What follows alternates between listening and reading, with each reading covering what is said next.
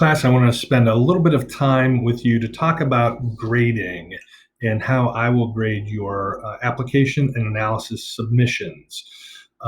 So several things that I want to point out to you so that you have an idea of what it is you should be looking for in terms of feedback, and where you can find those items in your view as you are looking at your papers.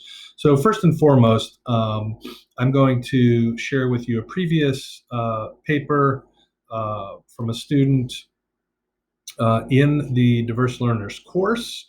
And so let me just run through this quickly with you so you get an idea of what I'm looking for. So first, I do put feedback primarily in regards to the format into the body of the paper itself. So I will highlight and make a comment typically when there's something that I want to share with you. So in this instance, for formatting, we're in APA 7th edition. There is no running head in APA 7th edition, and I made sure here to point that out and to make note of it for the student. In addition, I will look at the body of the work. I will look at how you have cited your references, how you've quoted or paraphrased references, and I will make notes in terms of feedback for those items as well. And again, I will highlight and I will make a note on the body of the paper itself. So typically I will read through the document, make sure that you have met the requirements that are outlined in the assignment and in the rubric, and I will provide the first set of feedback in the paper itself.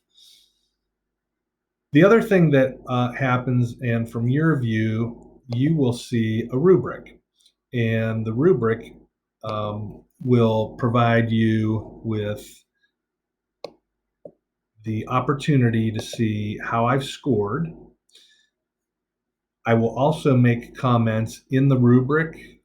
In this particular instance, this assignment, I made some comments in regards specifically to feedback I gave in the paper for APA formatting. I put those comments in the rubric. And then also in the rubric, there is a general commentary that I use as well. And typically I will point out or make comment to the body of the work of your paper. I'll speak typically to how you concluded your paper. And again, try to give you some generalized feedback in that space as well. So there are really three things you should be looking for. In the body of the paper, I provide feedback primarily on format. In the rubric, I will point out specifically items that you need to pay attention to as it relates to the rubric. And I will also put a general comment about your work in the general comments or overall comments box. You should have access to each of these areas, and I'm happy to talk about any of the feedback that I give you. Typically, you will get grades. I do my best to submit and make sure you have something to view at least by Wednesday of the week. On occasion, I will run up to the deadline of Thursday grading.